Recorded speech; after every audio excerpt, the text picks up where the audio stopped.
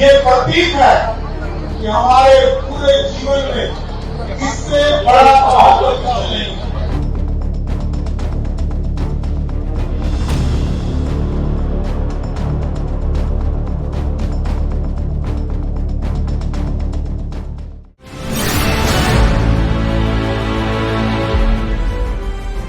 सड़क पर उतर गए सम्राट चौधरी। मुख्यमंत्री 1.5 किलोमीटर तक पैदल ही चलते रह गए।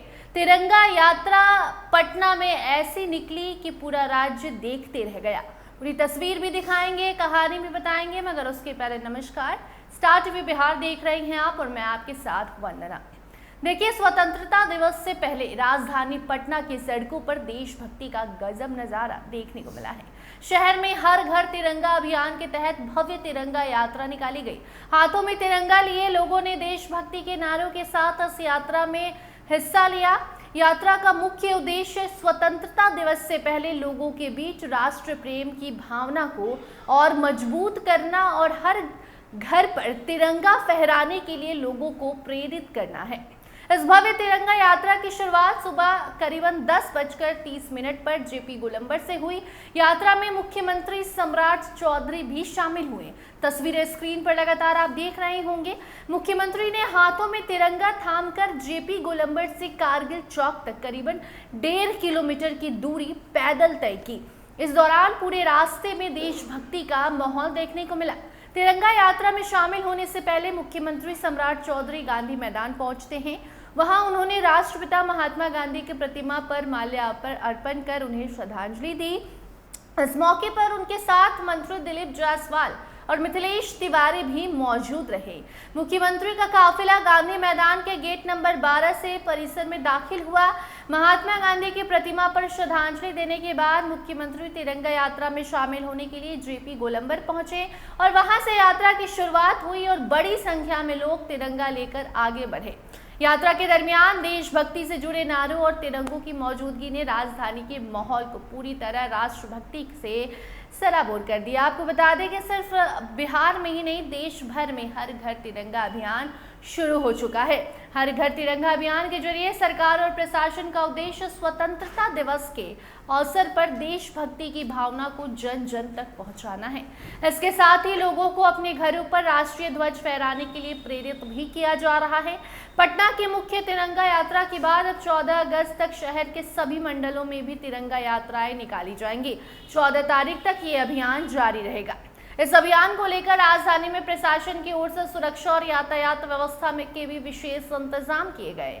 आपको बता दें कि तिरंगा यात्रा को देखते हुए सुबह 7 बजे से कार्यक्रम खत्म होने तक गांधी मैदान, डाक बंगला चौराहा और बुद्धा मार्ग से जुड़े कई रास्तों पर सामान्य वाहनों की आवाजाही बंद रही। हालांकि इमरजेंसी सेवाओं से जुड़े गाड़ियों को जाने दिया जा रहा था, उन पर कोई पाबंदी नहीं थी। यात्रा के दौरान लोगों को परेशानी न हो और यातायात व्यवस्था सही से बनी रहे, इसके लिए कई रूटों पर गाड़ियों को डाइवर्ट भी किया गया। पटना जंक्शन की तरफ से आने वाले वाहनों को डाक बंगला चौराहा से पूरब की ओर मोड़ दिया गया।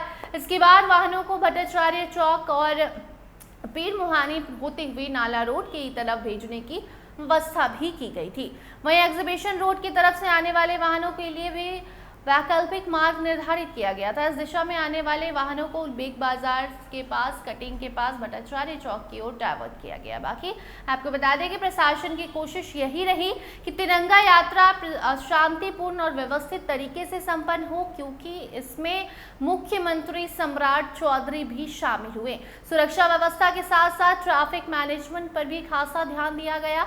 जगह जगह आवश्यक इंतजाम किए गए ताकि यात्रा में शामिल लोगों को और आने जाने वाले लोगों को कोई दिक्कत ना हो। कुल मिलाकर स्वतंत्रता दिवस से कुछ दिन पहले पटना में निकली इस तिरंगा यात्रा ने राजधानी में देशभक्ति और राष्ट्रीय एकता का साफ तौर पर संदेश दिया है। हाथों में तिरंगा लेकर सड़क पर आगे बढ़ते लोग साफ तौर पर देशभक्ति के रंग में डूबे हुए नजर आए।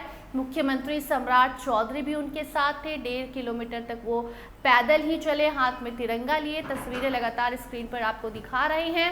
ये प्रतीक है कि हमारे पूरे जीवन में इससे बड़ा प्रभाव कोई नहीं। और आपने देखा पिछले दिनों वंदे मातरम और जो राष्ट्रीय गीत और हमारे हैं, इसको भी जो लोग अपमानित करने का काम करते थे, चाहे वो वंदे मातरम हो, जय मातरम हो, इनको जो अपमानित करते थे, उसको भी दंडित करने के लिए सरकार ने कानून बनाने का काम किया था।